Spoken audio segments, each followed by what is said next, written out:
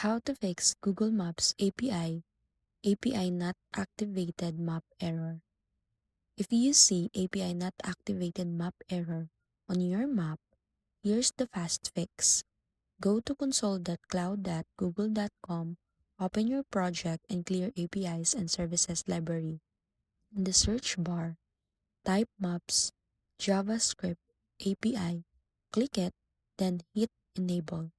Next, make sure other related APIs like geocoding API or places API are also enabled if your app uses them. Then go to APIs and services credentials and confirm you're using the same API key link to this project.